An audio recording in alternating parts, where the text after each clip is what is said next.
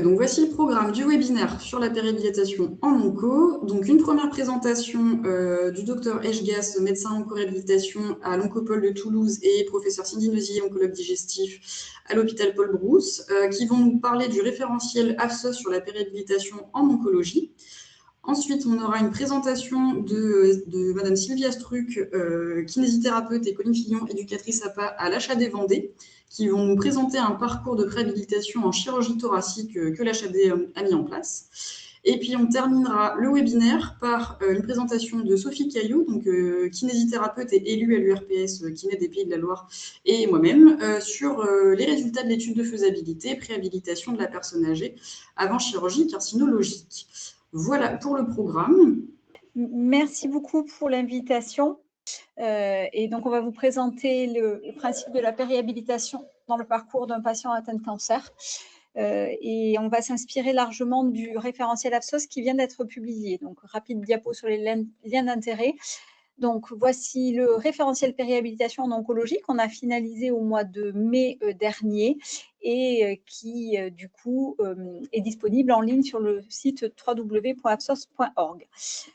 Alors, on a décidé de décliner le référentiel autour d'un cas clinique. Donc, on part de Michel, 69 ans, qui a un antécédent d'hypertension, de dyslipidémie, de reflux gastro-œsophagien ancien, tabagisme à 40 paquets années et un traitement habituel que vous pouvez découvrir. Donc, c'est un monsieur qui a un poids de forme de 105 kg, qui fait 1m70 et qui a un IMC de 36,3, qui est ingénieur à la retraite et qui pratique du golf une fois par semaine. Et il va chercher son pain à 5 minutes avec son chien une fois par jour. Il fait des mots croisés. Donc, ce monsieur présente une dysphagie au solide progressive depuis environ 3 mois. On lui fait une imagerie endoscopique œsogastro-duodénale et on retrouve une lésion ulcérée bourgeonnante sténosante de l'œsophage à 37 cm de la bouche. Et la biopsie dit adénocarcinome bien différencié. C'est une maladie qui reste localisée. Il a une évaluation de ses ingestats avec un CEFI à 5 sur 10. Il mange mouliné et il a perdu 6 kg, puis il s'est fait 99 kg au lieu de 105 il y a un mois. Son score G8 qui a été réalisé est à 15. On lui propose de faire une chimiothérapie néoadjuvante, une chirurgie et on lui propose une prise en charge en péréhabilitation. Donc, au cours de la présentation, on va vous poser quelques petites questions dont vous pouvez répondre dans le chat. Donc, question 1, qu'est-ce que la préhabilitation? C'est un peu comme la RAC, non?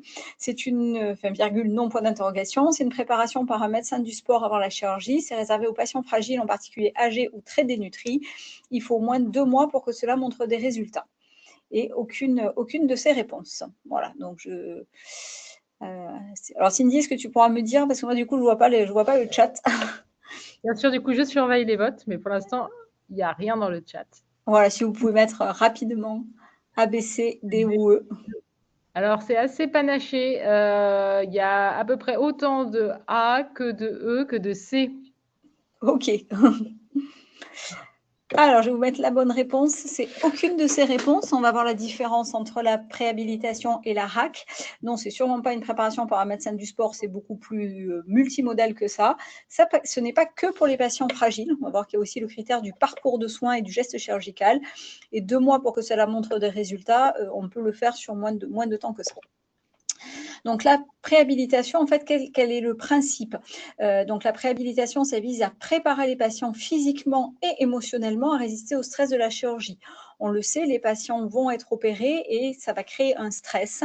Et ce stress, il est prévisible. On peut le prévoir en termes de conséquences et on peut le prévoir aussi en termes de temps. Et du coup, on a chez certains patients, selon les parcours, du temps pour les préparer à surmonter ce stress. Donc ça, c'est une première diapositive issue du référentiel AFSOS, voilà, qui vous réexplique le principe et avec cette étude à l'appui publiée en 2023 qui montre que à partir d'une capacité fonctionnelle, on sait que les patients ne se remettront pas tous de la même façon de la chirurgie et que si on les prépare en amont, on optimise, on diminue le risque d'avoir des complications en post-opératoire et d'avoir un niveau physiologique et de réserve fonctionnelle qui revient dans les suites opératoires à ce qu'il était antérieurement.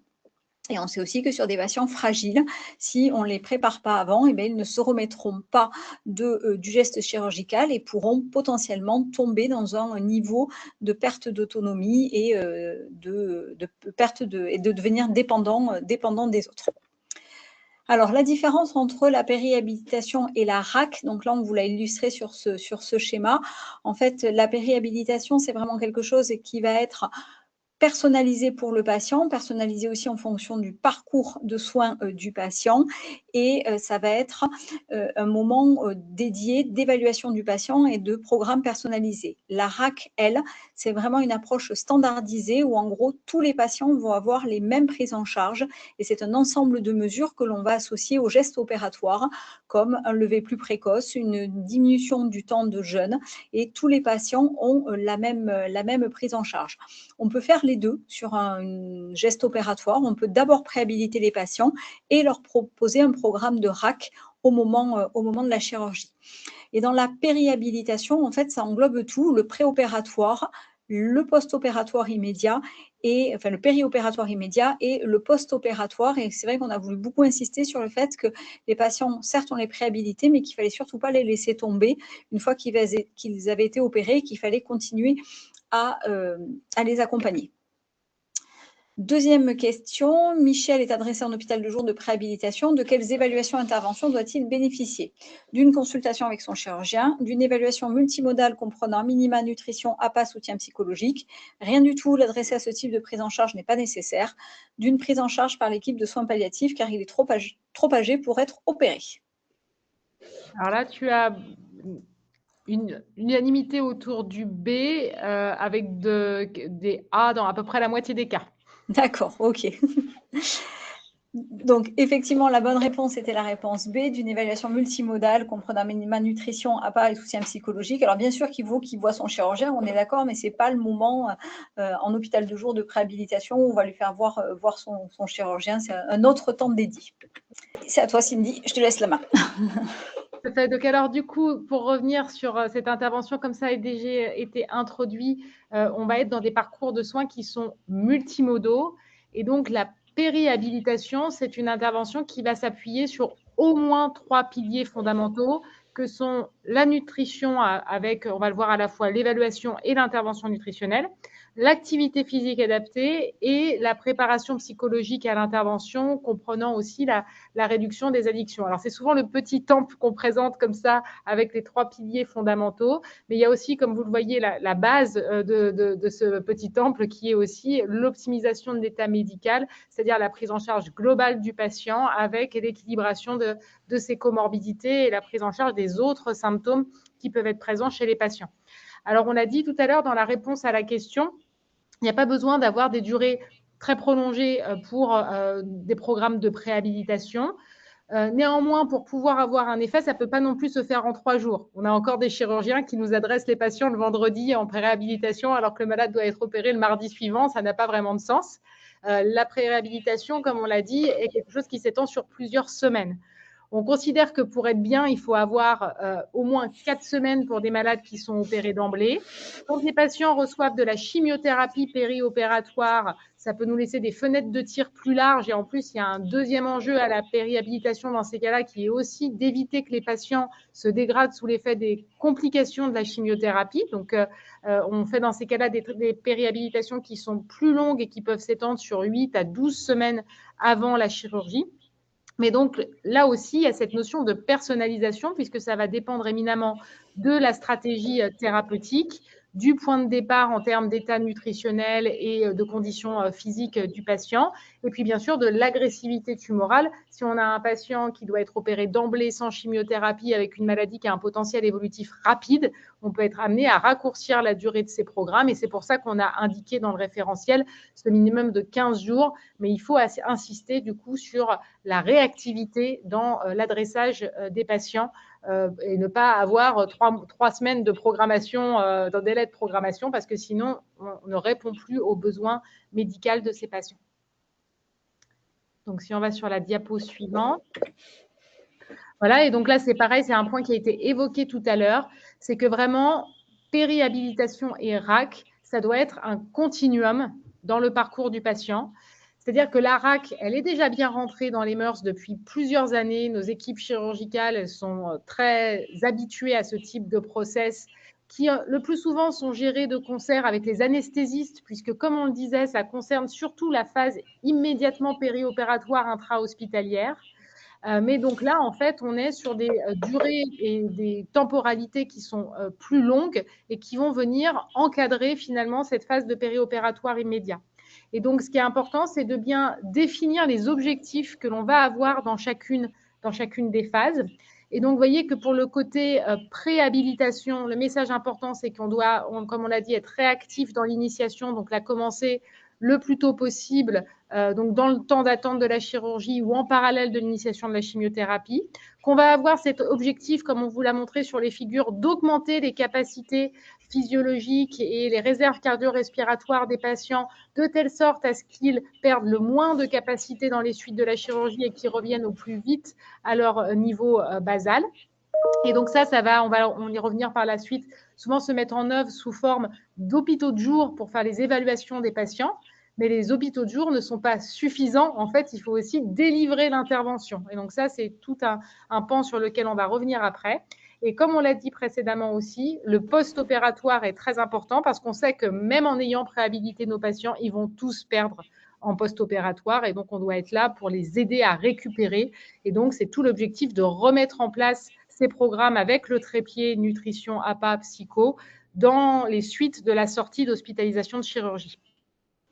Et donc, globalement, qu'est-ce qu'on a comme données de la littérature pour soutenir le déploiement de la préhabilitation? Alors, la difficulté, c'est que comme il y a 3 piliers, que autant pour la nutrition, on a des recommandations qui permettent de bien standardiser les choses, mais sur le côté activité physique et plus encore sur le côté psychologique, on a beaucoup moins de standards. Donc, en gros, c'est des interventions pour lesquelles on a autant de programmes, de protocoles qui sont proposés que d'articles publiés. C'est une littérature qui est très hétérogène.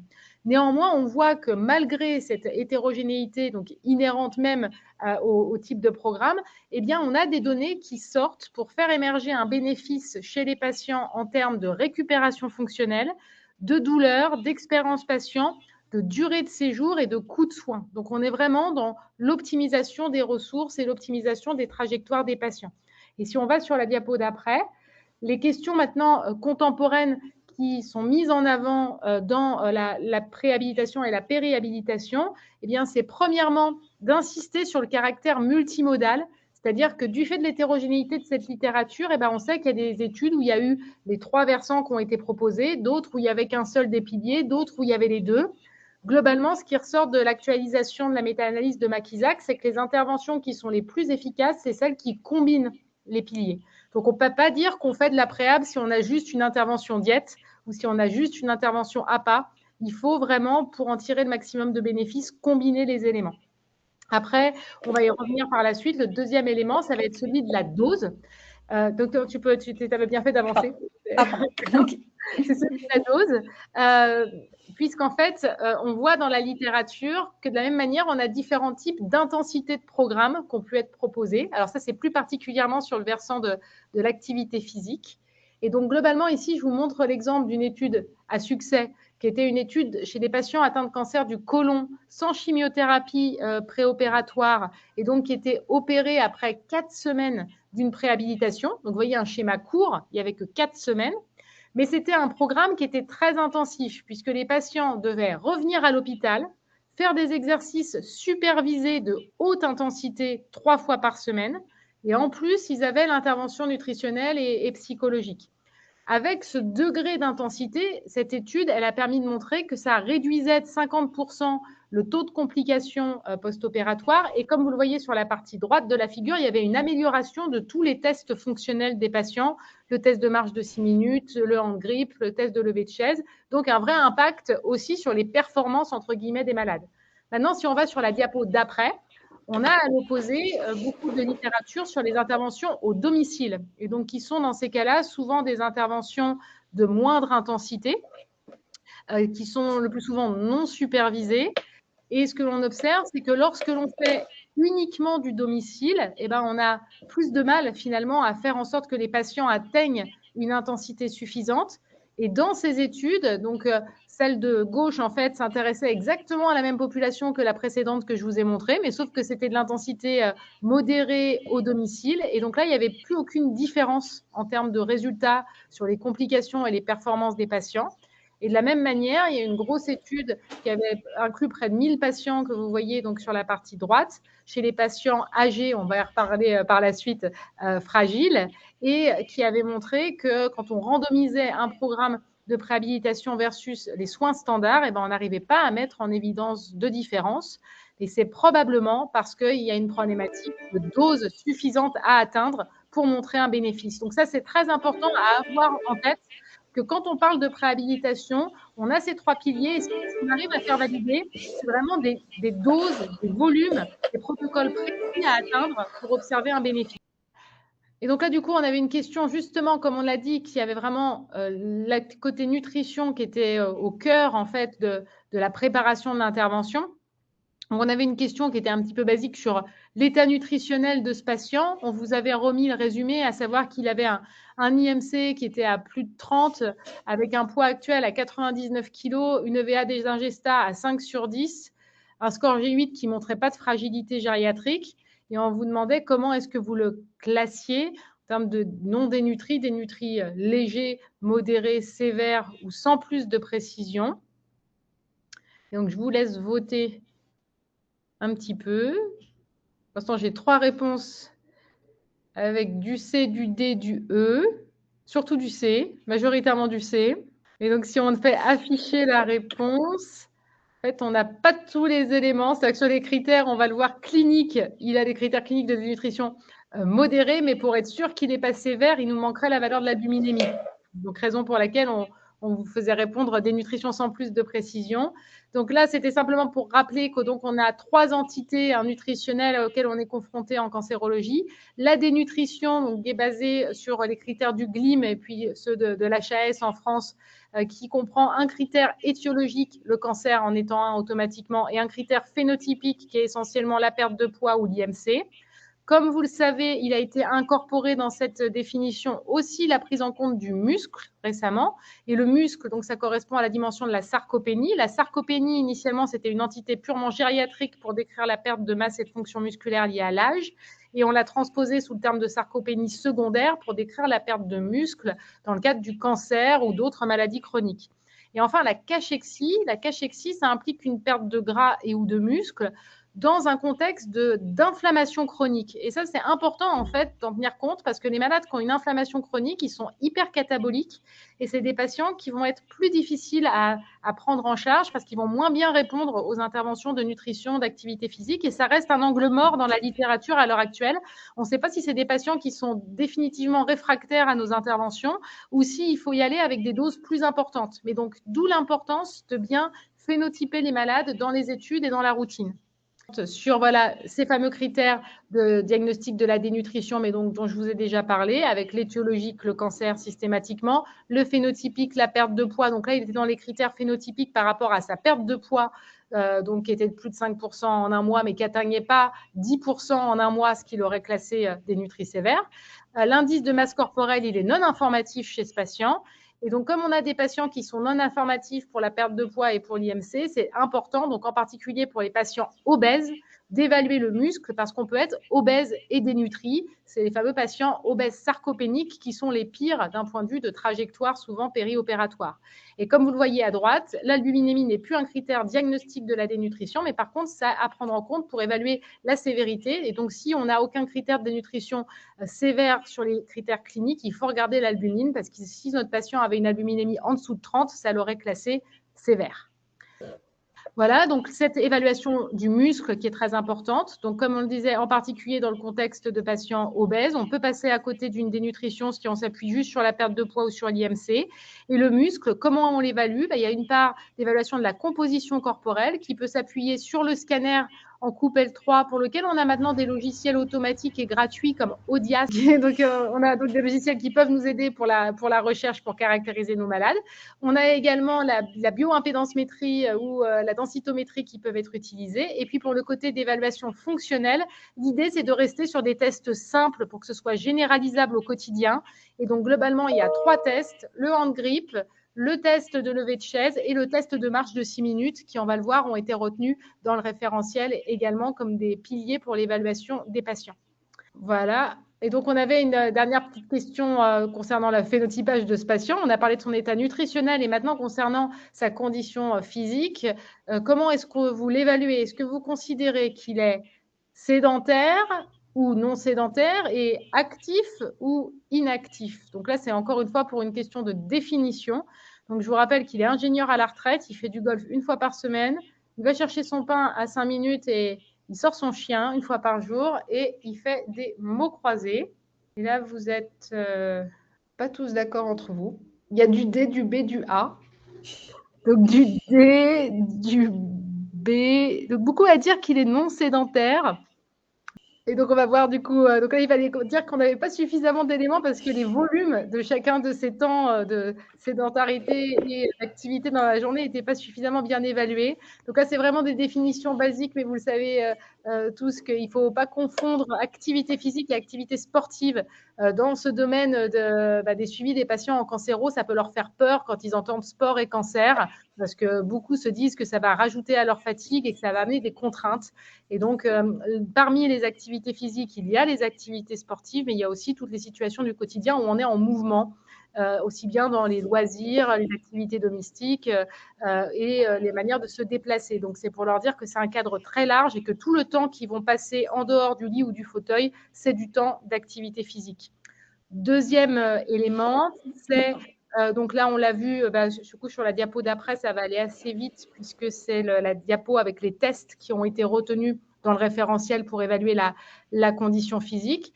Donc, il y a des questionnaires comme le GPAC ou l'IPAC qui permettent d'évaluer le temps que le patient passe par semaine, soit à faire de l'activité d'intensité, c'est-à-dire ils peuvent parler mais ils sont essoufflés, soit avec de l'intensité élevée où ils sont essoufflés. Okay. En fait, il faut que je copie le lien dans Edge. Et puis après, on a des tests qui sont réalisés. Et donc ça, c'est ce que je vous parlais tout à l'heure. Le test de marche de 6 minutes, le test de levée de chaise. Il peut y avoir donc le hand grip test et des tests de force plus précis qui peuvent être faits avec des élastiques. Et également, dans le contexte d'une population qui est souvent âgée et qui peut avoir des chimiothérapies qui induisent des troubles de l'équilibre, il est aussi important de rajouter donc une évaluation de l'équilibre en bipodal et unipodal et des tests de souplesse. Et si on va sur la diapo suivante, c'était pour revenir à la différence entre sédentarité et inactivité physique. Donc, en gros, la sédentarité étant le fait d'avoir des périodes de temps dans la journée. J'ai pas mis, en fait, c'est mon Sputnik, mais il est pas bloqué. Donc sans se mobiliser. Et en fait, toutes ces situations, dès lors qu'elles sont prolongées, sont délétères. Et l'inactivité physique, c'est le fait de ne pas atteindre les recommandations de l'OMS en termes de volume d'activité physique recommandée. Donc, les 150 minutes d'activité au moins modérée par semaine. Mais ce qui fait qu'on peut être sédentaire si, par exemple, on a un travail de bureau et qu'on reste 8 heures par jour derrière son bureau, mais actif si derrière, on va faire un jogging de 30 minutes tous les soirs en rentrant. Et à l'inverse, on peut être sédentaire et inactif ou être non sédentaire si on est infirmier debout toute la journée. Et par contre, être inactif si le reste du temps, arriver chez soi, on se met dans son canapé. Donc, c'est pour ça que c'est important de distinguer les deux parce que l'activité physique peut rattraper les effets délétères de la sédentarité. Et c'est important d'expliquer cela à nos patients. Et donc, sur la diapo suivante, c'est donc pour expliquer justement qu'il y a ce croisement entre les conditions et exactement ce que je viens de vous dire, comme quoi on peut être sédentaire et inactif, non sédentaire et inactif, sédentaire et actif et non sédentaire et actif. Chez ce patient, on avait quand même l'impression que globalement, il était plutôt sédentaire parce qu'il passait une grande partie de sa journée assis chez lui sans trop bouger.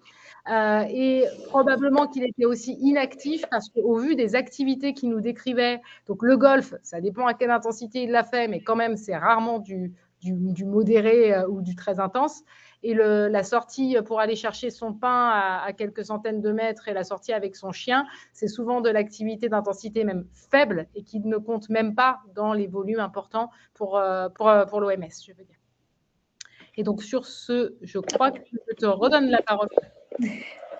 Oui, après, dans la prise en charge, on vous a parlé aussi des autres évaluations, alors qu'on détaillera moins que ces deux notions de nutrition et activité physique.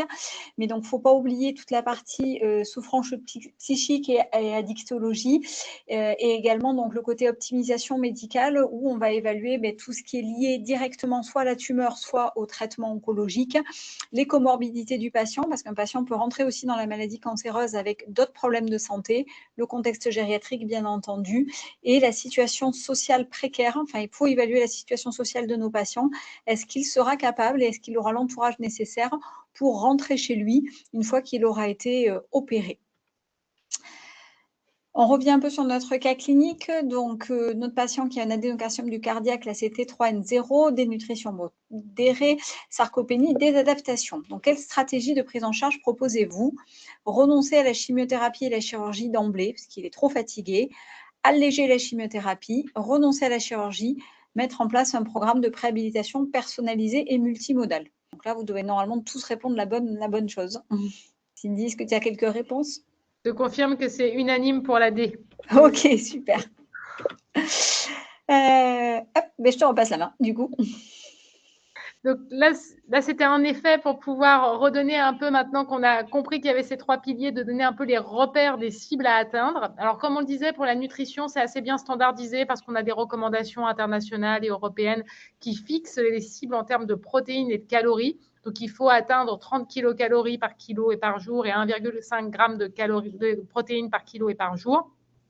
Il faut s'assurer que les patients les couvrent par les différents outils qu'on a dans notre arsenal nutritionnel, c'est-à-dire le conseil diététique, globalement pour tous les patients, les compléments nutritionnels oraux qu'il faut mettre en place assez facilement dans cette situation parce que finalement, on a un temps d'intervention qui est assez court. Et donc, si on laisse traîner du temps à évaluer chacune de nos étapes, on risque de laisser le malade se dénutrir et de ne pas avoir le temps de le retaper derrière, finalement, dans le temps imparti juste avant la chirurgie. Et puis, lorsque les apports ne sont pas couverts, donc avec l'alimentation orale et les compléments nutritionnels oraux, on a besoin de la nutrition artificielle, donc qui peut être entérale ou parentérale, en fonction à la fois des symptômes digestifs, de la voie d'abord et des différents risques de complications de l'une ou l'autre de ces voies pour les patients. Voilà, on a émis que c'est important d'aborder avec les patients la question des jeûnes et des régimes restrictifs pour leur dire qu'il n'y a pas de recommandation de rentrer dans ces pratiques et qu'elles peuvent être délétères, alors qu'à l'inverse, il n'y a aucun bénéfice qui soit démontré, donc d'exclure le sucre ou de faire du jeûne intermittent. Et qu'on n'a pas de molécules miracles anti-cancer ou qui puissent aider à mieux supporter les traitements et que notamment, il faut ne pas prendre de vitamines antioxydantes type vitamine C, par exemple, de façon prolongée pendant les traitements de chimiothérapie parce que ça pourrait en réduire l'efficacité. Donc, tout ça pour dire que c'est important d'aborder ces choses qui sont un peu au-delà des traitements standards avec les patients pour éviter qu'ils ne s'égarent des fois sur de mauvaises pistes. Pour l'activité physique, on disait c'est moins bien standardisé puisqu'en fait, en gros, les recommandations, elles disent juste qu'il faut se rapprocher, qu'il faut aller vers les recommandations de population générale, donc vers les 150 minutes par semaine d'activité au moins modérée. Donc 30 minutes 5 fois par semaine, de faire du renforcement musculaire 2 à 3 fois par semaine et puis d'ajouter de la souplesse et de l'équilibre. La problématique, c'est que cette cible à atteindre, elle peut être soit insuffisante pour nos patients, surtout si on veut leur faire gagner de la condition physique, comme on le disait avant une chirurgie. Et la plupart des patients peuvent avoir besoin de plus que ça pour en fait gagner en conditions cardio-respiratoires et en muscles. Et à l'inverse, c'est des cibles qui peuvent être trop élevées si on est sur des patients qui sont très déconditionnés. C'est pour ça qu'on a besoin de l'expertise des enseignants en activité physique adaptée pour nous aider à bien évaluer les patients et à construire ces programmes de façon personnalisée. On ne va pas pouvoir remettre un livret universel et dire aux patients juste bouger, c'est important pour la chirurgie. Ça ne va pas répondre aux objectifs. Sur le côté des recommandations nutritionnelles, c'était juste pour dire qu'il y a eu donc l'ESPEN, l'Association européenne nutrition, qui a fait une mise à jour de ces recommandations en 2025. Sur le côté nutrition pure, ça n'a pas vraiment changé, c'est toujours les mêmes cibles et cette notion qu'il faut que les malades couvrent rapidement les cibles, il ne faut pas tarder à déployer une nutrition artificielle s'il y en a besoin. Mais surtout, ce qui nous intéresse ici, c'est qu'ils ont intégré la préhabilitation dans les recommandations en disant qu'elle devait être proposée aux patients en se basant sur une évaluation du risque, donc qui peut être soit le risque nutritionnel du patient ou ses fragilités dans toutes les dimensions qu'on a pu évoquer tout à l'heure, mais aussi de risque chirurgical, c'est-à-dire que quand on est sur des chirurgies à haut risque de complications, ça fait d'autant plus de sens d'inclure les patients dans ce type de parcours de périhabilitation.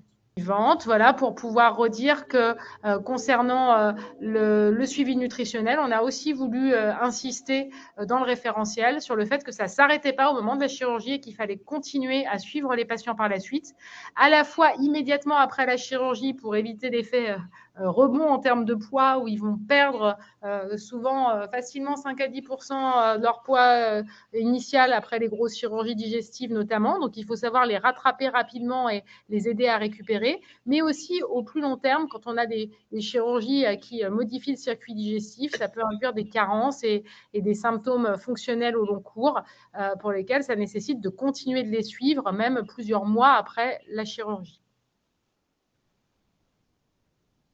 Et donc là, c'est pour le versant activité physique. Et donc, comme on l'a dit, donc, je vous ai insisté sur l'importance de l'expertise des enseignants en activité physique adaptée. Mais je pense que la présentation d'après va faire écho à ça, puisqu'ils travaillent de concert avec les kinésithérapeutes. Et donc, c'est important de souligner qu'il n'y a pas d'opposition des professionnels, mais qu'au contraire, c'est une véritable complémentarité.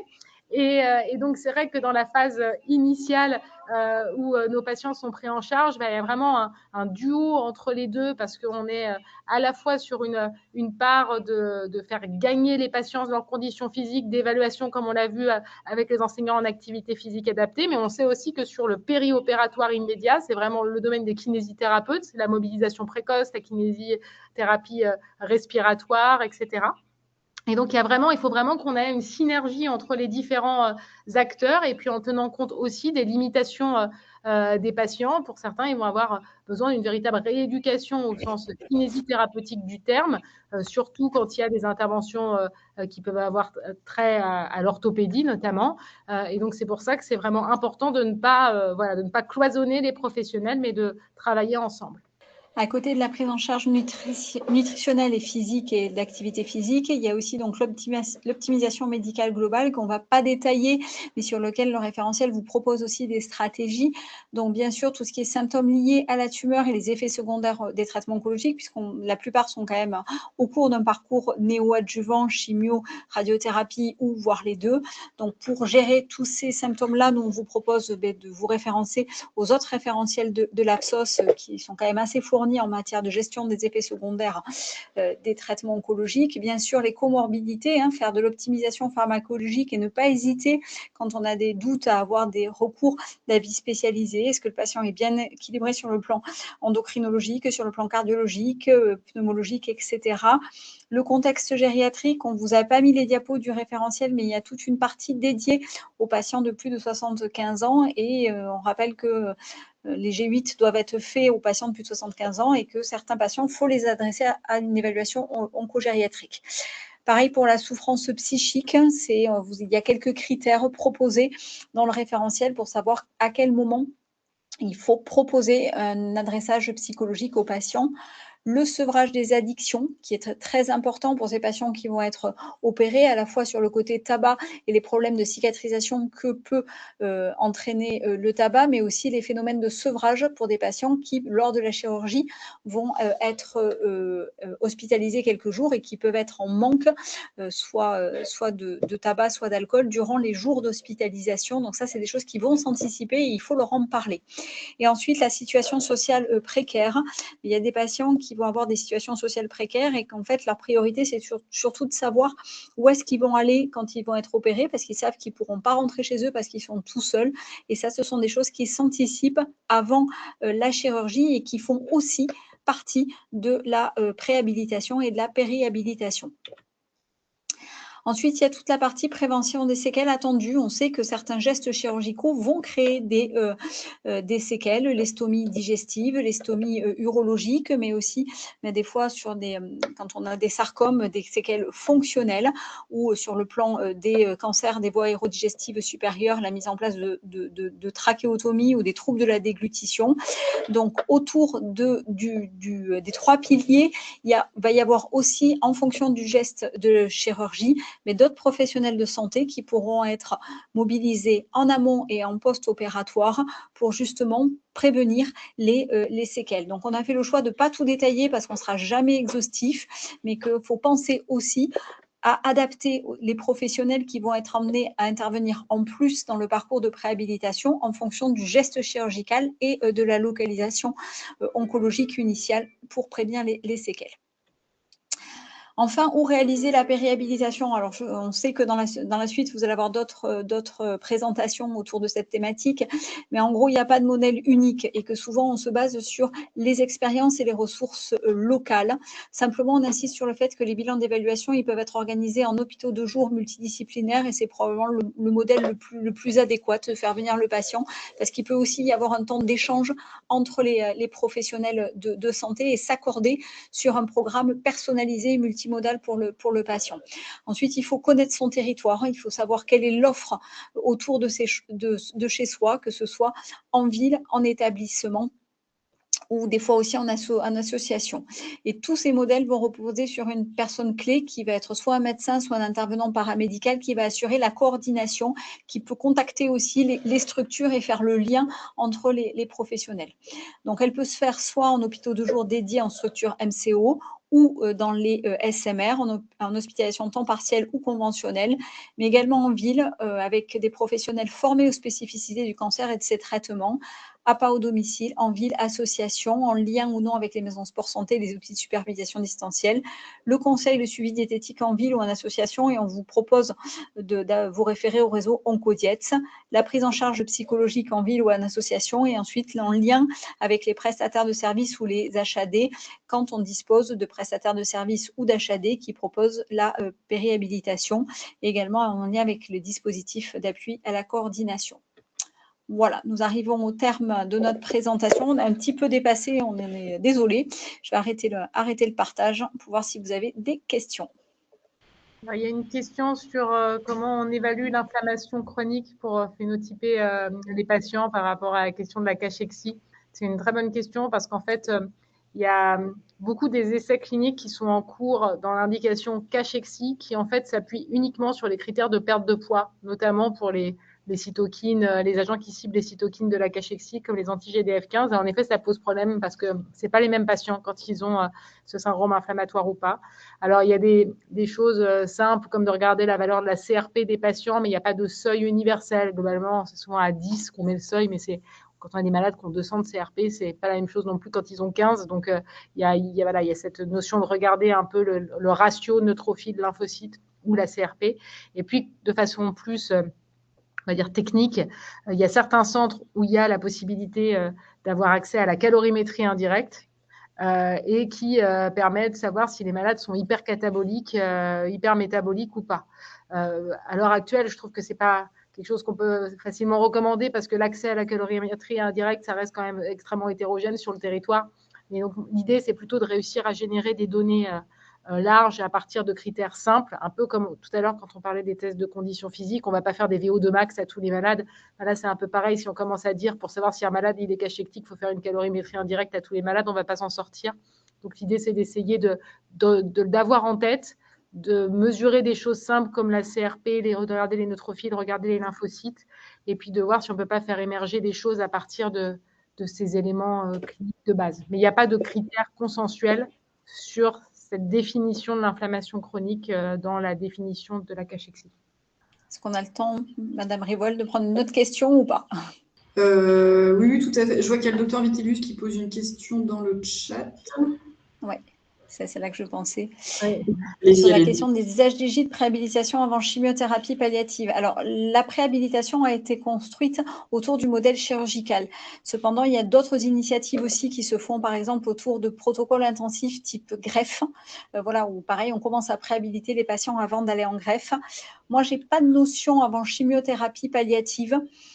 Parce que là, on va plus s'inscrire sur un continuum de prise en charge en chimiothérapie. Donc, c'est vrai que le principe de la préhabilitation, c'est qu'il y a quand même une échéance qui va gérer un stress encore supérieur que ce que fait déjà la chimiothérapie, qui est la chirurgie, la greffe, une intensification de protocole. Donc, voilà, moi, je n'ai pas cette notion, mais c'est vrai que quand on parle de chimiothérapie palliative, on part sur quelque chose qui est continu dans le temps. C'est vrai que nous, par exemple, on fait passer en HDJ préhab nos malades aussi avec des maladies avancées, dans l'idée d'offrir des soins de support précoces intensifs initialement sur le versant nutrition et APA, parce qu'on sait qu'il y a beaucoup de choses qui se jouent à ce moment-là. Moi, je fais des cancers digestifs métastatiques, donc c'est des patients qui sont souvent très symptomatiques, qui ont une altération de leur état nutritionnel et auxquels on fait des chimiothérapies lourdes qui peuvent aggraver leur état nutritionnel, et donc de les accompagner de façon rapprochée sur le versant nutrition et APA en parallèle de l'initiation des traitements. Ça fait partie aussi des recommandations. Mais c'est vrai que dans la terminologie, on parle plus de soins de support précoce que de préhabilitation, parce qu'en plus, si on disait que c'était de la préhabilitation à la chimio, stricto sensu, ça voudrait dire qu'on fait l'intervention avant de commencer la chimio, alors que dans les faits, ça se fait en parallèle dans cette situation-là. Mais par contre, en effet, le message de dire d'avoir des interventions multimodales en parallèle des traitements chez les patients avec des maladies avancées, ça a aussi tout son sens. Merci beaucoup à toutes les deux. J'ai l'impression qu'il n'y a pas forcément d'autres questions, hormis des commentaires très positifs et présentations très claires qui ont été bien appréciées. Donc parfait. On a réussi à s'en sortir malgré les soucis techniques. Et ben, dans ce cas, je vous propose de passer à la deuxième intervention. On va laisser donc Colline Fillon et Sylvie Astruc de l'HAD Vendée nous parler de leur parcours de préhabilitation. Ok, donc on va vous présenter le programme d'ETP préhabilitation sur de la chirurgie thoracique. Donc ça va reprendre des choses qui ont déjà été dites. L'idée, c'est un programme d'optimisation et de préparation des patients sur une chirurgie thoracique qui est programmée à plus d'un mois, parfois moins. On était sur une durée de 4 semaines à l'idéal, mais on a parfois des délais un peu plus courts. Avec un programme d'éducation thérapeutique où le patient est acteur essentiel de sa prise en charge. Et les objectifs, c'est limiter les complications post-op et réduire de la durée moyenne de séjour en post-opératoire immédiat.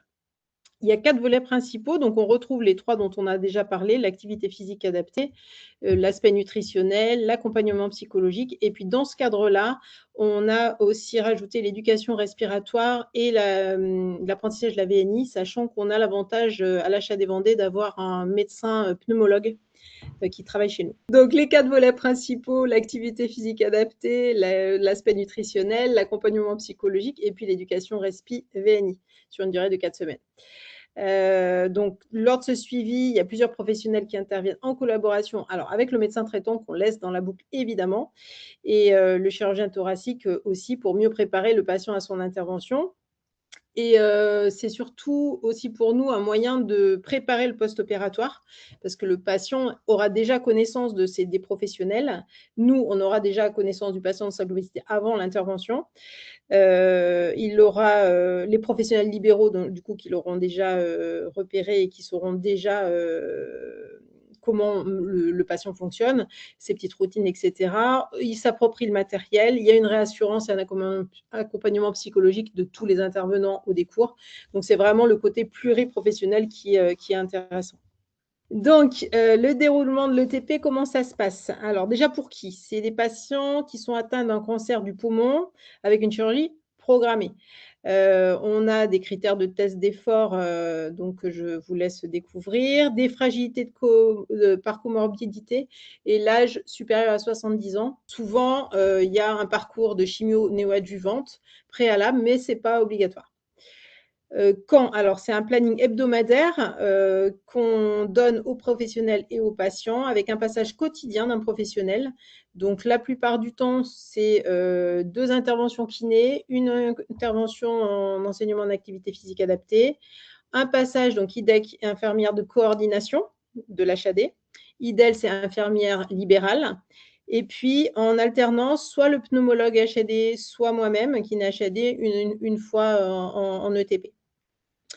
Donc pour le patient, comment on a comme support un carnet de suivi qu'il a complété quotidiennement. Alors, il y a plusieurs items, on vous les fera découvrir tout à l'heure, mais notamment sur le moral, sur l'alimentation, ce qu'il a fait en activité physique, justement pour voir un petit peu comment il gère son quotidien à ce niveau-là, s'il y a des douleurs, si le sommeil est de bonne qualité ou non, et puis une prise de constante. Pour les professionnels libéraux, on a créé une checklist par professionnel des attendus. Les séances d'ETP, elles sont réalisées donc, au décours, réparties dans le programme en fonction aussi de comment le patient est réceptif à tout ça. Donc, on a des séances d'ETP sur la maladie pour bien comprendre ce qui se passe et le contenu l'ensemble de ces problèmes et de ces problèmes au quotidien liés à la maladie. L'activité physique, l'autodrainage, plus la visée kiné respiratoire. Tout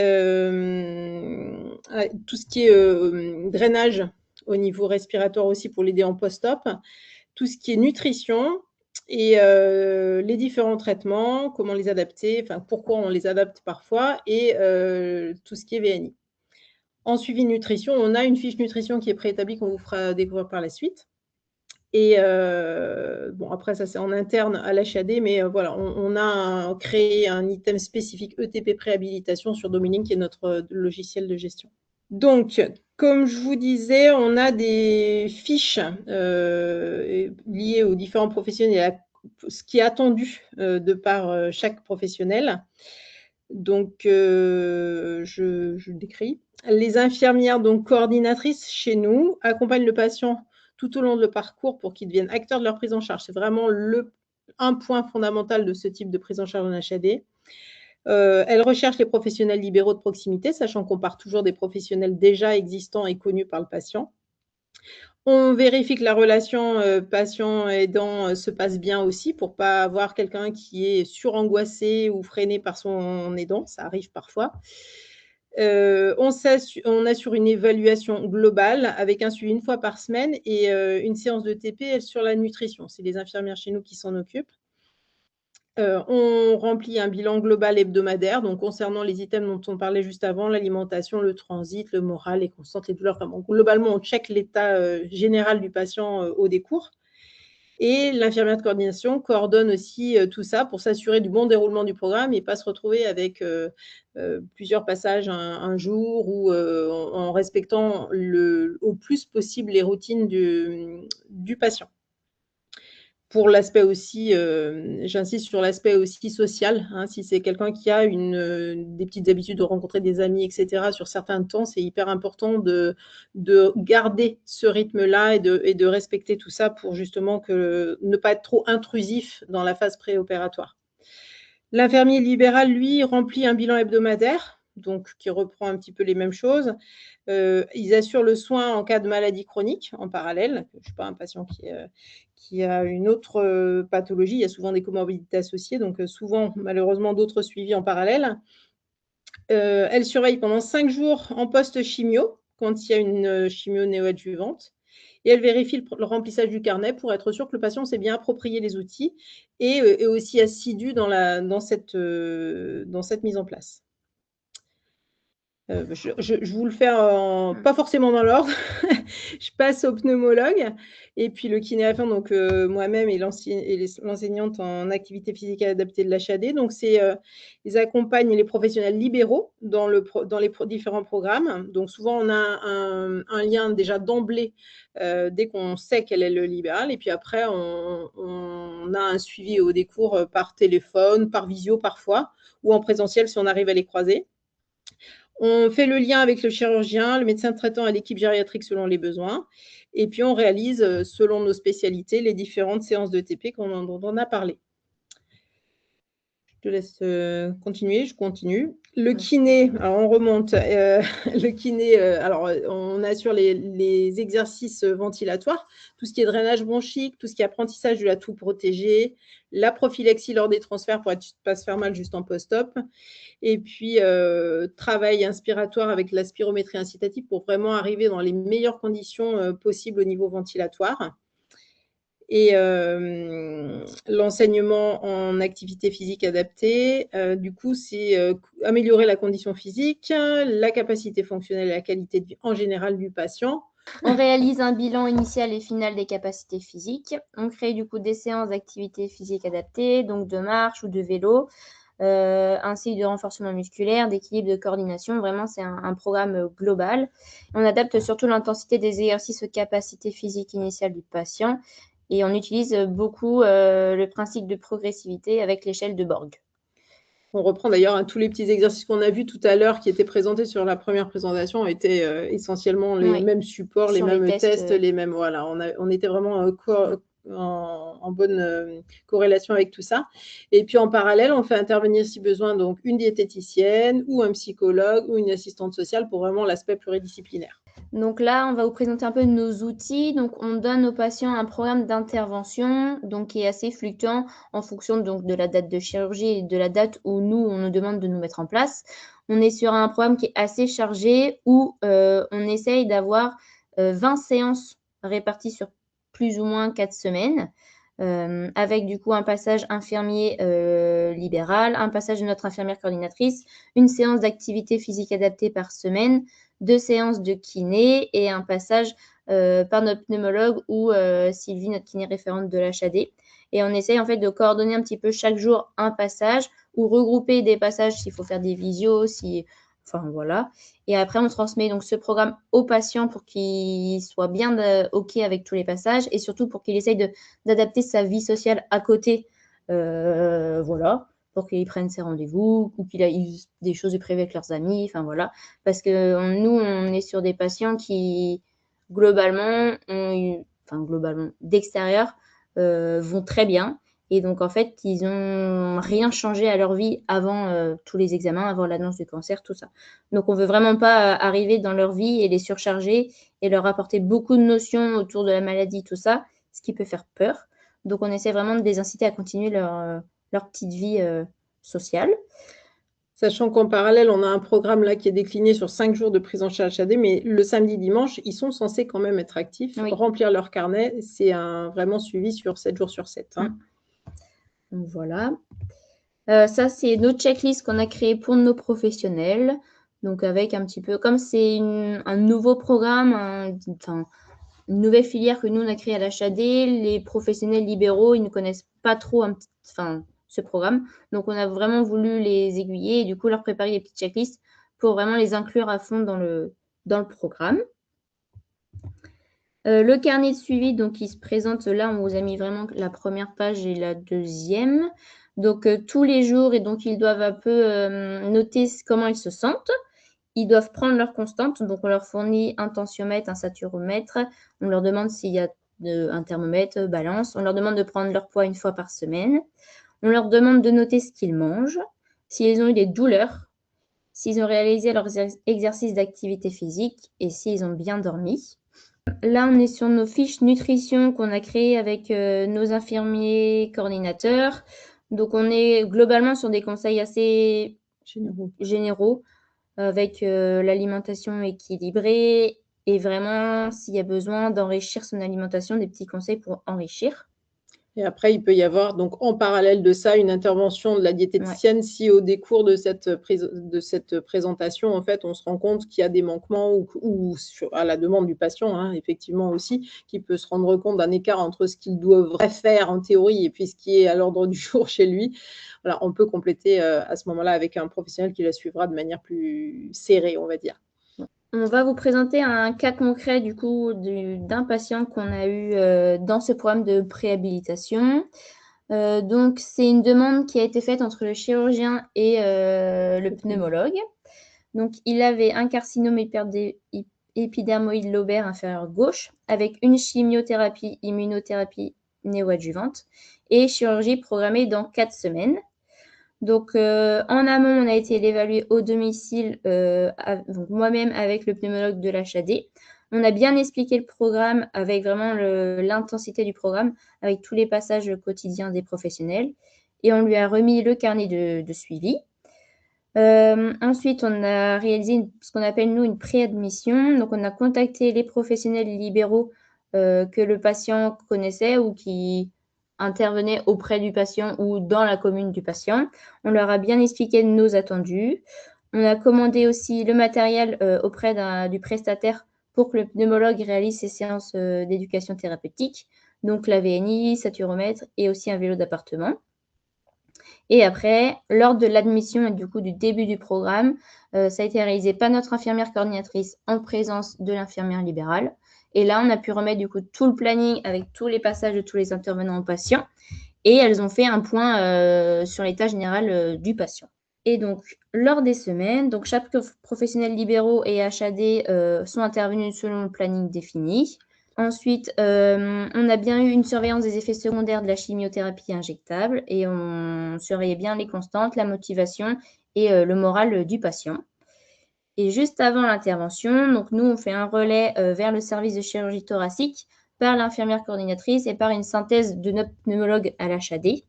On informe aussi le médecin traitant et on met le dossier en attente pour prévoir le suivi post-opératoire.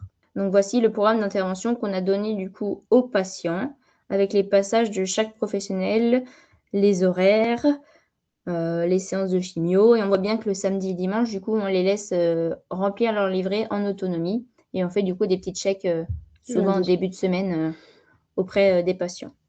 Donc c'est un planning assez complet.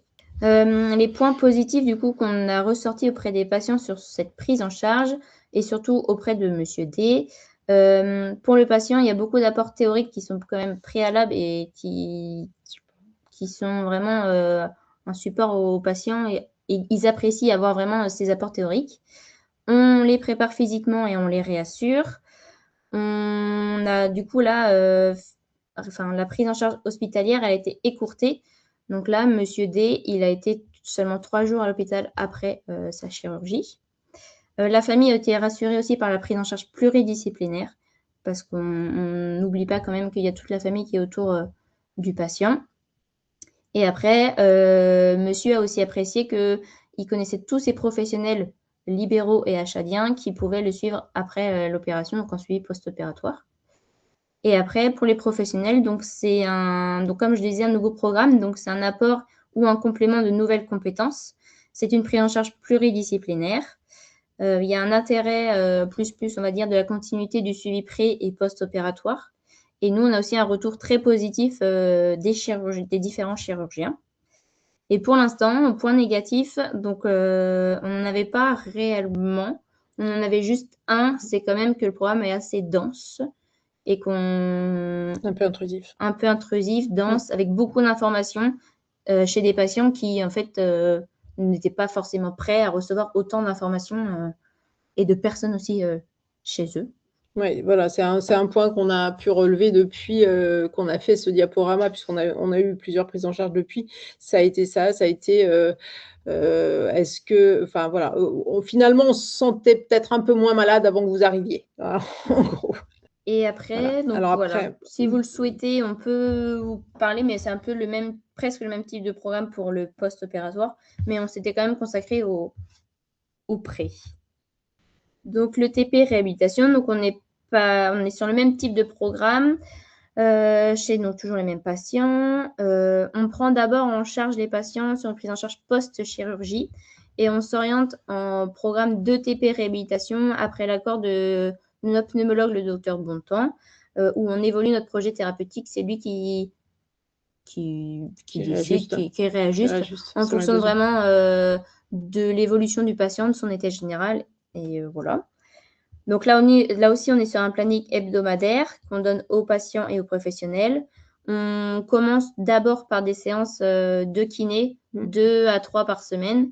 Et on ajoute les séances d'activité physique adaptée lors du changement de projet thérapeutique et après accord du docteur Bontemps. On est exactement dans ce qu'on disait tout à l'heure. En fait, quand on parlait de collaborer ensemble, c'est vraiment ça. C'est qu'à chaque phase de cette prise en charge périopératoire, on a plus ou moins un intérêt toutes les deux à intervenir. Et en tant que professionnel, voilà, on a un curseur en fonction aussi de l'évolution du patient qui aura plus ou moins d'encombrement à un moment donné, qui aura plus ou moins envie de faire d'autres choses à un autre moment. Donc voilà, c'est vraiment s'adapter aussi par rapport à tout ça. Il y a toujours notre infirmière coordinatrice qui fait un bilan 1 fois par semaine. Les infirmières libérales, elles passent du coup là tous les jours pour les pansements, pour l'injection d'anticoagulants. Donc là, les infirmières libérales sont un peu plus dans le programme, mais au final, elles connaissent le patient d'avant, donc c'est plus facile pour elles. Et toujours le passage du pneumologue et de Sylvie, notre kiné référente. Donc là aussi, on a créé des checklists. On demande toujours au patient de compléter son petit carnet de suivi, où là, ça peut changer. On est un petit peu plus attentif tout ce qui est sur la prise en charge de la douleur, les constantes, le moral, l'alimentation. les séances de kiné, soins infirmiers, suivi nutrition. Et donc là, après, c'est sur notre logiciel. On prend d'abord en prise en charge post-chirurgie et après, on évolue le projet vers de l'ETP réhabilitation. Donc là aussi, il y a un programme. Même type de programme, Voilà. vous retrouvez la même schématisation. Alors, c'est dense, pour le faire apparaître sur une diapo comme ça paraît en patte de mouche un petit peu, mais voilà, ça vous donne quand même une idée du visuel. Et les perspectives, en fait, bon, ça, on a développé ça en première mise, mais les perspectives, c'est vraiment de faire on a créé un programme, en fait, qui était duplicable pour l'ensemble des HAD si elles ont les ressources internes pour développer ce type de filière et pas forcément être fermé à de la chirurgie thoracique parce que nous, on a un pneumologue, si vous voulez. Et puis, c'est donc, du coup, une ouverture potentielle vers d'autres chirurgies dans l'avenir. Ouais. Voilà ce qu'on voulait vous présenter. Donc, je ne sais pas s'il y a des questions, si on a été clair. C'est pour les kinés. Alors, les transmissions de demandes particulières venant des kinés libéraux se font-elles directement sur Dominique ou par téléphone? Alors, nous, d'emblée, on appelle le kiné libéral. Alors, c'est souvent, c'est un des trois, ou le docteur Bontemps d'emblée, pour bien présenter le programme. Et puis, c'est rassurant pour le kiné qui va avoir en charge le patient en amont, d'avoir une consigne médicale claire sur ce qu'on attend et assurer, entre guillemets, le professionnel en face qui sera seul avec le patient de comment il peut pousser, entre guillemets, son patient jusqu'à l'intervention. Ça peut être Colline aussi en première mise, notamment si l'évaluation est faite par elle d'emblée et qu'elle a la possibilité de joindre le kiné. Et sinon, c'est moi-même par le transfert se fait de kiné à kiné, on va dire, pour justement comprendre l'interaction entre les interventions du kiné libéral et puis les miennes, plus d'un versant ETP. Alors, on est complémentaires. Ça se fait la plupart du temps par téléphone. C'est quand même beaucoup plus simple. Après, ça peut se faire via le logiciel. Souvent, le kiné libéral est même par texto, parfois, tout simplement. Mais voilà, c'est plutôt du contact direct. Sur notre territoire, par exemple, cela se fait par échange sur la messagerie Mobisoin. Ouais. Bon, ben voilà, c'est une possibilité, ça peut. Après, nous, on fonctionne peu par questionnement sur Mobisoin. C'est plus on correspond plus, on donne plutôt des informations qu'on en récolte. Mais voilà, ça peut aussi. Après, c'est un mode de fonctionnement que chaque HAD peut s'approprier. Alors, les patients sont pris sur HAD socle en pré-habilitation ou HADR, ni l'un ni l'autre. On les prend dans un programme de TP avec assistance respiratoire. Parce que du coup, ils ont tous la VNI. Et les IDEX sont-elles formées à l'ETP? Alors, l'ETP nutrition. l'ETP nutrition, pas toutes. Certaines, oui, pas toutes. Ouais. Alors, pour quelle raison le diététicien n'intervient-il pas directement auprès du patient pour réaliser, entre autres, les séances de TP nutrition? Alors, on pourrait. Oui, en fait, la ressource aussi, En interne, en fait, nos IDEC aussi, pour s'approprier le programme, ont l'habitude de gérer au moins ce petit bilan et de départ et puis le TP nutrition. Donc, elles sont contentes de le faire la plupart du temps. Par contre, elles sont vraiment en première mise. C'est-à-dire que s'il y a besoin de plus, d'emblée, on fera appel à une diététicienne. OK. Alors, je ne sais pas si ça a répondu aux questions des personnes qui les avaient posées ou s'il y a besoin de creuser un petit peu plus ou s'il y a d'autres questions. A priori, il n'y a pas d'autres questions. Vos réponses devaient être claires. Parfait. Je vais prendre la main pour la dernière intervention. Dernière présentation avec donc Sophie Caillot, kiné et élue à l'URPS kiné des Pays de la Loire. On va donc vous présenter les résultats de l'étude de faisabilité préhabilitation de la personne âgée avant chirurgie carcinologique. Donc, le contexte du projet. Il y a de nombreuses études qui ont montré l'importance de l'état de santé du patient avant une chirurgie carcinologique et comment justement ça peut impacter sa récupération ou le risque de réhospitalisation, notamment sur les plans nutritionnels et moteurs. Il a également été démontré l'impact de la renutrition et de l'amélioration des capacités physiques chez les personnes âgées en post-opératoire. Mais jusqu'à présent, il n'y avait pas forcément beaucoup d'études sur la préhabilitation chez le sujet âgé et encore moins sur un parcours en coordination ville-hôpital. Donc, entre 2020 et 2022, l'UCOG a décidé de mener une réflexion régionale sur la mise en place d'un parcours de préhabilitation trimodal, donc en prenant en compte la nutrition, l'activité physique et la TIMI, chez des patients de plus de 70 ans. Donc, pour ça, à l'époque, il y a plusieurs groupes de travail constitués d'oncologues, de chir, d'anesthésistes, gériatres, kinés, EAPA, diète et psy, qui ont réfléchi tous ensemble pour permettre la rédaction, dans un premier temps, du protocole de préhabilitation. Ensuite, des différentes étapes de ce parcours, et notamment en établissement et en ville. Et puis, différents outils. Donc, un livret de suivi remis aux patients et des fiches nutrition sur l'enrichissement et les compléments nutritionnels oraux pour les diététiciennes pour remettre aux patients. L'objectif général de ce projet, c'était donc de pouvoir évaluer la faisabilité d'un parcours de préhabilitation trimodal pour les patients âgés de plus de 70 ans, atteints de cancer digestif, urologique et gynécologique, devant bénéficier d'une chirurgie lourde. Et les objectifs spécifiques, c'est donc de tester la mise en œuvre opérationnelle du parcours sur un établissement pilote, de pouvoir identifier les freins et les leviers à la mise en place du dispositif afin d'envisager sa transférabilité à d'autres structures par la suite, et puis de mesurer la faisabilité et surtout l'adhésion au programme, tant du côté des patients que des professionnels qui sont impliqués dans ce parcours. Je vous ai remis ici le parcours de préhabilitation imaginé, on va dire, à l'époque, parce que voilà, entre la théorie et la pratique, il peut forcément y avoir des petits ajustements. Mais l'idée, c'était donc que le patient vienne 4 à 6 semaines avant sa chirurgie en HDJ pour réaliser un bilan préopératoire où il avait un bilan nutritionnel, un bilan des capacités physiques, un bilan gériatrique et un bilan psy. En fonction du profil du patient, donc ceux qui étaient robustes et ceux qui étaient vulnérables, mais où on avait la possibilité de corriger, on va dire, un petit peu les fragilités. Il y avait la mise en place d'un suivi nutritionnel avec, notamment suite au bilan nutritionnel, donc adaptation des repas si besoin, prescription de CNO et éventuellement pose de sonde si nécessaire. Et le patient avait 2 à 3 séances par semaine de kinésithérapie sur la rééducation respiratoire et sur la rééducation analytique et globale des membres inférieurs. En plus de ça, via le petit livret qui lui était remis, il avait des exercices et des conseils à appliquer au quotidien. Et pendant tout ce temps, donc avant sa chirurgie, il était contacté une fois par semaine par l'infirmière de l'établissement où il était pris en charge pour qu'elle puisse réaliser un suivi auprès du patient. Et pour les patients jugés plus fragiles, là, il y avait 2 possibilités, soit une hospitalisation en SMR, soit une hospitalisation à domicile, donc via l'HAD. Et puis le patient refaisait un bilan restreint la veille de la chirurgie et jour J, du coup, pour la chirurgie. Donc maintenant, je vais vous expliquer un petit peu comment tout ce parcours imaginé a été mis en œuvre.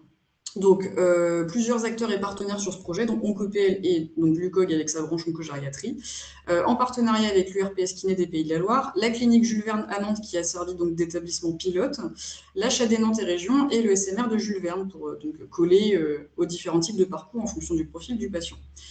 On a obtenu un financement de l'INCa dans le cadre d'un appel à projet, amélioration du parcours de santé des personnes âgées face au cancer de 2021, pour permettre déjà de financer le temps de travail de différentes personnes impliquées sur ce parcours, et puis surtout pour pouvoir financer les actes kinés qui, jusqu'à présent, ne peuvent être cotés ensemble, rééducation respiratoire, rééducation des membres inférieurs. Donc ce financement nous permettait notamment de pouvoir rémunérer les actes kinés. Et puis, bon, je vous ai noté les différentes étapes un petit peu de la construction du cadre de l'étude, mais voilà, il y a eu plusieurs réunions de cadrage, des phases de test aussi de ce parcours entre mai et juillet 2022 pour voilà, pouvoir tester un peu les différentes étapes et s'assurer que tout fonctionnait bien. Différents outils ont été créés, notes d'information et formulaire de non-opposition pour le patient, différentes fiches d'inclusion et de recueil, que ce soit pour le gériatre, pour l'infirmière, pour le kiné libéral, également kiné en SMR, etc. Trame d'appel pour l'infirmière, pour l'aider voilà, pour ses appels hebdomadaires à avoir un petit peu les bonnes questions. Un questionnaire de satisfaction pour les professionnels et pour les patients. Achat de spiromètre, puisque chaque patient qui était inclus dans l'étude se voyait remettre un spiromètre. Et donc là, d'un point de vue communication, nous avons créé une page dédiée à ce projet sur le site OncoPL et une page a également été créée sur le site de l'URPS Kiné des Pays de la Loire, dans le but voilà, d'amener un peu de visibilité à ce parcours de faisabilité, de préhabilitation. Donc pour la mise en œuvre, l'étude s'est déroulée donc de novembre 2022 à juillet 2025. Premier patient inclus le 7 novembre 2022. Plusieurs points d'étape fréquents ont été réalisés par mail et par téléphone avec l'équipe de la clinique Jules Verne et l'équipe de l'URPS Kiné. Voilà, encore une fois pour s'assurer du déroulement du projet et que tout se passait au mieux. Je suis venue à la clinique Jules Verne en mai 2023 pour pouvoir assister justement à une matinée complète de consultation de ce fameux bilan préopératoire pour voir justement comment ça s'intégrait avec les différents intervenants. On a eu des petits soucis de temps d'inclusion, on va dire. Donc, on a été contraint de demander à l'INCa de signer 2 années de prolongation pour voilà, retarder la fin de l'étude, puisque voilà, à l'époque, à Jules Verne, il y a eu des soucis, notamment les blocs opératoires qui ont été restreints ou fermés à certains moments. On a co-rédigé avec l'URPS Kiné un article qui est paru dans leur newsletter de l'automne 2024 dans le but de redonner un peu de visibilité à ce projet et remobiliser les kinés libéraux. Et l'étude s'est donc clôturée le 16 juillet 2025. Ce qui m'amène donc à vous présenter les différents résultats. Donc déjà, le rapport d'activité et le bilan financier ont été envoyés à l'INCa le 13 novembre 2025 et ils sont à l'étude actuellement. Et donc, sur un objectif de 50 patients, il y en a 43 qui ont été inclus. Donc, je vous ai noté le profil des patients. Il y en a 47% qui étaient robustes, 23% fragiles, 23% vulnérables et 7% pour qui c'était non précisé. Donc, on voit quand même une majorité des patients robustes. Pour les bilans initiaux qui étaient donc réalisés en hôpital de jour à la clinique Jules Verne, je vous ai noté donc les différents éléments. L'évaluation gériatrique a pu être réalisée dans 95% des cas, avec en moyenne une consultation de 30 minutes ou 15 minutes pour certaines. Évaluation nutritionnelle réalisée également dans 95% des cas, avec une grande majorité des consultations d'une durée de 30 minutes. L'évaluation physique réalisée également dans 95% des cas, avec totalité des consultations de 45 minutes. Et l'évaluation psychologique réalisée pour tous les patients inclus d'une durée de 15 minutes. D'un point de vue du suivi du patient, donc entre le moment où il a fait son bilan préopératoire et le temps de sa chirurgie, donc comme je vous l'ai dit, il y a un suivi téléphonique infirmier qui était mis en place. Donc les appels hebdomadaires duraient environ 10 minutes et ils ont pu être réalisés pour 93% des patients, donc c'est-à-dire jusqu'à leur chirurgie. Les raisons de non-réalisation, c'était en général que l'infirmière n'arrivait pas à joindre le patient ou alors que l'infirmière était absente ou que l'HDJ était fermé. Quand l'infirmière avait le patient au téléphone, donc elle lui posait tout un tas de questions, notamment sur le plan nutritionnel, physique et psy, et ça lui permettait de un petit peu évaluer, on va dire, ces différents éléments. Donc voilà, c'est ce que je vous ai noté là. Si on prend en compte l'état nutritionnel, les infirmières ont pu faire un retour qu'il y avait une stabilité ou une amélioration ressentie selon elles, donc chez environ 15% des patients, et 70% des patients suivaient les recommandations nutritionnelles qui leur avaient été données. Pour l'état physique, les infirmières ont estimé qu'il y avait pour 10% une stabilité ou une amélioration de l'état et que 40% des patients suivaient les recommandations, notamment les exercices du livret. C'était principalement des exercices de renforcement musculaire qui leur étaient donnés et que 44% des patients utilisaient le spiromètre de façon quotidienne, donc pour l'amélioration au niveau éducation respi. Et pour l'état psychologique, les infirmières ont estimé qu'il y avait 8% des patients qui montraient une stabilité ou une amélioration et ils étaient 23% à suivre les recommandations du livret. C'était notamment exercice de cohérence cardiaque pour les aider à gérer le stress à l'approche de la chirurgie. En ce qui concerne le suivi kiné en ville, donc il y a 8 patients qui ont pu bénéficier de séances de kinésithérapie et 3 patients qui ont pu bénéficier d'un suivi complet, à savoir au minimum 2 séances par semaine de kiné pendant au moins 4 semaines. Donc, ce qui est très peu par rapport à notre objectif initial. En ce qui concerne les évaluations cliniques, donc quand on a pu réaliser 2 mesures chez certains patients, ça nous a permis d'avoir des informations pour pouvoir comparer un petit peu, on va dire, entre le début et la fin de ce parcours de préhabilitation. Donc 26% ont pu avoir 2 mesures pour le hand grip, où là par contre on a pu constater une diminution du score chez 75% des patients. 14 patients ont pu avoir une double mesure au niveau de la préalbumine, où là on a constaté une augmentation chez 30% des patients. 20% ont pu avoir une double mesure au niveau albumine, donc augmentation chez 25% des patients. Donc là on voit pour certains patients quand même une amélioration de l'état nutritionnel.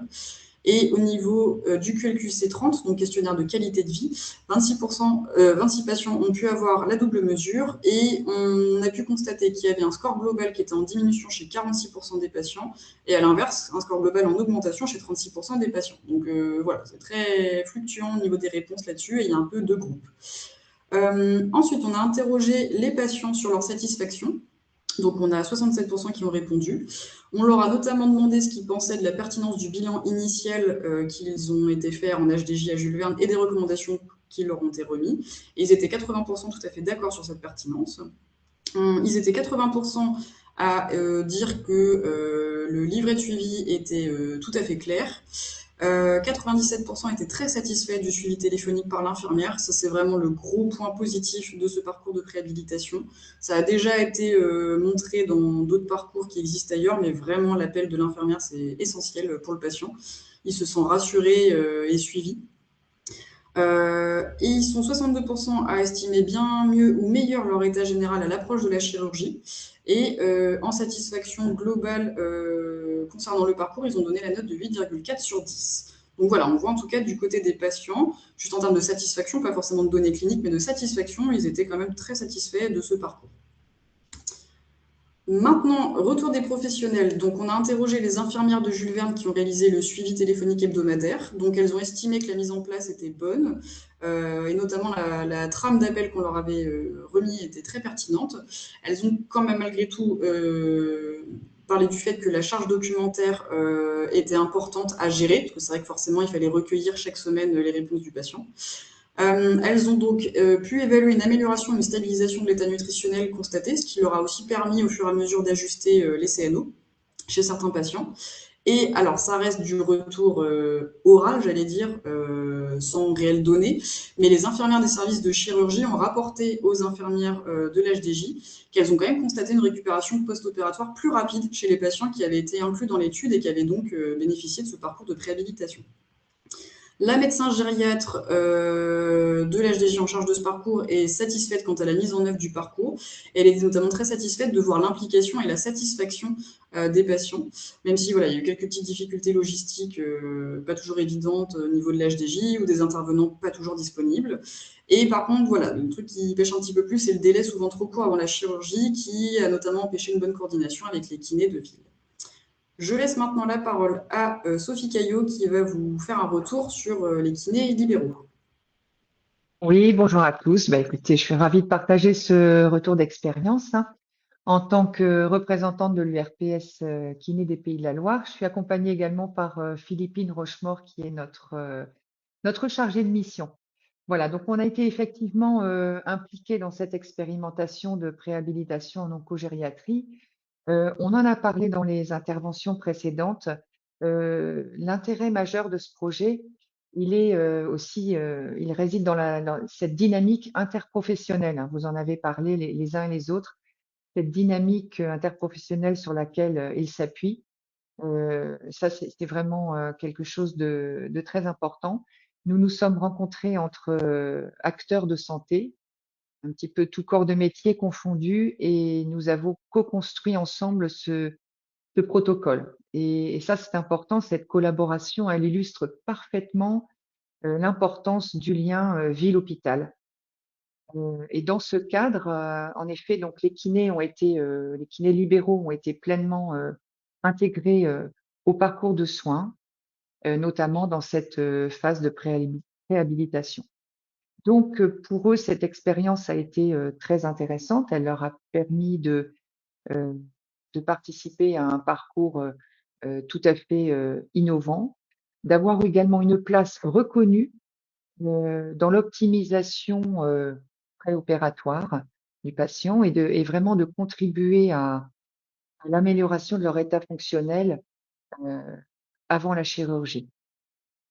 Voilà, donc je pense de s'inscrire aussi dans un travail, bien sûr, avec dans un travail coordonné en lien direct avec les équipes hospitalières. Du coup, passer à la diapositive suivante. On va passer du coup. J'essaie, je sais pas ce qui se passe. Ah. Ok. Oui, voilà. Donc, comme il s'agit de patients âgés, donc souvent fragiles. Il nécessite donc dans cette préhabilitation une approche globale et coordonnée. Euh, et c'est vrai que la place aussi des professionnels de ville est importante, hein, pour être au plus près, assurer la continuité des soins au plus près des patients, hein. Le kiné va piloter le volet physique. Il va s'adapter bien sûr à l'état du patient jour après jour, et puis euh, s'assurer de la progression et de la bonne exécution des mouvements. Voilà. Donc, comme toute expérimentation, hein, cette étude a mis en lumière également certaines réalités de terrain. On en a aussi parlé un petit peu tout à l'heure, les uns et les autres. Donc, pour les kinés libéraux, des contraintes d'organisation. On connaît un peu la problématique de l'offre de soins sur le territoire. Donc, en termes d'organisation, c'était pas forcément toujours évident. Parfois également cette difficulté dans des délais un petit peu courts de mettre en place des séances, hein, récurrentes plusieurs fois par semaine. Euh, Dans la communication également, pas mal d'allers-retours. Et puis voilà, donc on peut dire un projet vraiment très riche pour les acteurs libéraux, mais assez exigeant. Voilà, dans un contexte d'une activité déjà assez dense pour les kinés, hein. Je ne sais pas si vous aviez d'autres choses à rajouter, Philippine ou Sarah, par rapport à ces limites qu'on a pu constater, ou si j'ai à peu près tout évoqué. Et sinon, du coup, on peut passer à la slide suivante. Ah bah, il en restait Voilà. une. Il en restait une. Donc, faut rester dans une logique constructive, hein. Bien sûr, ces éléments, ces difficultés qu'on a rencontrées ne remettent pas du tout en cause la pertinence du projet, mais au contraire, ils sont importants à identifier car ils permettent voilà, d'identifier ce qui peut évoluer.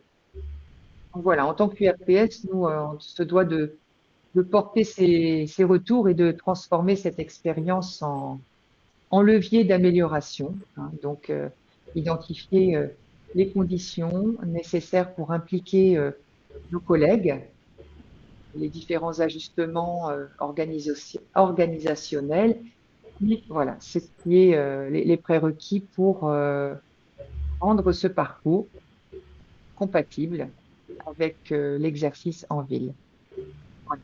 Donc les pistes, on a des pistes qui seraient bien sûr, mais ça c'est voilà, c'est toujours ce qu'on peut relever, être dans des conditions qui nous permettent d'anticiper un petit peu davantage les interventions, structurer la coordination, et puis faciliter l'engagement de nos collègues, hein. Je dirais que voilà, malgré les difficultés rencontrées, cette expérience, elle reste vraiment une opportunité d'apprentissage collectif. Très bien, bah, je vous renote ça, mais donc du coup, entre ce que je vous ai déjà présenté pendant les résultats et ce que Sophie Caillot vient de vous présenter là, ça va conclure un petit peu tout ça. Mais donc voilà, pour faire le point sur les difficultés qu'on a pu rencontrer, c'était donc notamment sur le plan du calendrier, puisque voilà, effectivement, c'était très compliqué d'avoir un délai suffisamment long entre la consultation chirurgicale et la chirurgie, qui ne permettait pas d'avoir un parcours de préhabilitation complet. Donc, comme l'a très bien dit Sophie, sur le plan de la coordination ville-hôpital, bah, voilà, le recrutement des kinés libéraux était un peu plus long et difficile que ce qu'on avait imaginé, mais parce que voilà, les professionnels libéraux sont déjà très pris avec beaucoup d'activités cliniques et malheureusement administratives aussi en plus. Donc, pas évident d'intégrer ça dans leur agenda. Et donc voilà, en plus effectivement sur le temps administratif supplémentaire dans le cadre de cette étude, puisqu'ils avaient quand même du recueil à faire à chaque séance avec le patient. Donc, ça rajoute quelque chose en plus qui, à l'époque, n'a pas été imaginé comme un temps financé. Donc, voilà, c'est quelque chose qui peut être intéressant à penser pour la suite. Et puis, comme on a parlé Sophie, mais il y avait pas mal d'interlocuteurs entre les kinés de ville, l'URPS kiné et la clinique Jules Verne. Et donc, pas évident sur le circuit de la donnée, puisqu'on a quand même des règles RGPD, on va dire, à respecter, avec des données sensibles, et tout le monde ne peut pas forcément y avoir accès, mais voilà, c'est bien peut-être de réfléchir à un autre circuit pour faciliter tout ça. Et sur le plan des outils, donc on avait passé beaucoup de temps à l'époque avec les groupes de travail à construire le livret de préhabilitation, qui finalement a été peu utilisé, donc ça interroge sur la pertinence d'avoir un format papier qu'on remet aux patients en autonomie. Et puis sur l'évaluation préopératoire, donc comme je vous l'ai dit, il y a un petit bilan restreint qui devait être réalisé la veille de la chirurgie, qui était difficilement mis en œuvre. Il y a juste 6 patients qui ont pu être réévalués en pré-op, tous les autres ont été réévalués en post-opératoire.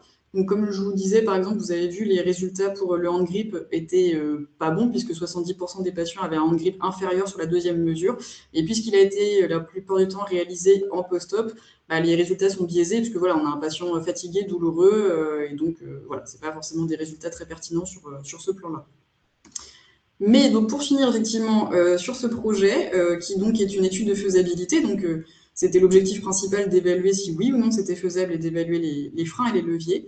Il y a quand même des choses très intéressantes à dire. Donc déjà d'un point de vue valorisation scientifique, on va déposer des communications dans les congrès spécialisés durant l'année. Et puis, comme le disait Sophie, ça amène en fait à une vraie réflexion autour d'un parcours qui serait optimisé. Donc peut-être repenser la coordination avec la ville, notamment la transmission des données. Réfléchir dans ce cas-là au financement des actes kinés et rajouter la charge administrative supplémentaire dans ce financement. Pourquoi pas utiliser des outils digitaux de suivi. Donc, les personnes âgées commencent de plus en plus à se moderniser, on va dire, sur l'utilisation des outils numériques et connectés. Après, voilà, il y a toujours la question de seul, ça risque d'être compliqué. Donc, peut-être, pourquoi pas intégrer l'aidant éventuellement si ça peut se faire. Et puis proposer une prise en charge en binôme kinésithérapeute et enseignant d'activité physique adaptée. On l'a dit à plusieurs reprises, mais donc voilà, c'est très complémentaire ce binôme et ça permettrait aux patients d'avoir peut-être une prise en charge à son domicile, pourquoi pas peut-être dans des séances collectives et en même temps peut-être d'avoir la séance chez son kiné. Donc voilà, c'est quelque chose qui a été suggéré et qui je pense pourrait être très intéressant. Et en termes de transférabilité, donc j'ai déjà été en contact avec des équipes médicales de la région et hors région qui étaient intéressées pour en apprendre un petit peu plus, on va dire, sur ce projet, donc avec qui j'ai pu échanger sur le protocole, remettre les documents de l'étude qu'on a pu créer. Donc voilà, je passe le mot. Si vous êtes intéressé par mise en place d'un parcours de préhabilitation et que vous souhaitez échanger sur la méthodologie, le côté plus pratico-pratique de comment ça s'est fait, ce qui a fonctionné, ce qui a moins fonctionné, je serais ravie d'échanger avec vous là-dessus et vous partager d'autres projets. Voilà. Est-ce que vous avez des questions ? N'hésitez pas, soit dans le chat, soit en levant la main. Bon, si pas plus de questions que ça, étant donné qu'on n'est déjà pas très en avance, eh bien, on peut s'arrêter là. Donc, comme vous le savez, le webinaire est enregistré et le replay sera disponible sur le site web donc OPL. Tous ceux de toute façon qui se sont inscrits pour participer au webinaire recevront le mail avec le lien. Et comme je vous le disais, on vous met un lien, donc si vous voulez scanner le QR code pour donner votre avis sur le webinaire, et sinon de toute façon vous recevrez également le lien du questionnaire de satisfaction par mail d'ici quelques jours. Voilà, c'est important pour nous d'avoir vos retours, qu'on puisse vous proposer des formats qui vous conviennent, tant sur le contenu que sur la technique. Là en l'occurrence c'était pas parfait aujourd'hui, mais on peut toujours essayer de s'améliorer un petit peu. Donc voilà, merci beaucoup d'avoir été aussi nombreux, parce qu'on était quand même 70 participants, et merci aux différentes intervenantes. Voilà, c'était vraiment très riche et très intéressant. Donc, prochain rendez-vous à l'automne pour un webinaire sur les soins de support. Et d'ici là, voilà, n'hésitez pas, comme d'habitude, à nous suivre sur les réseaux et d'aller consulter notre site internet pour découvrir les différents projets. Très bonne journée, à bientôt.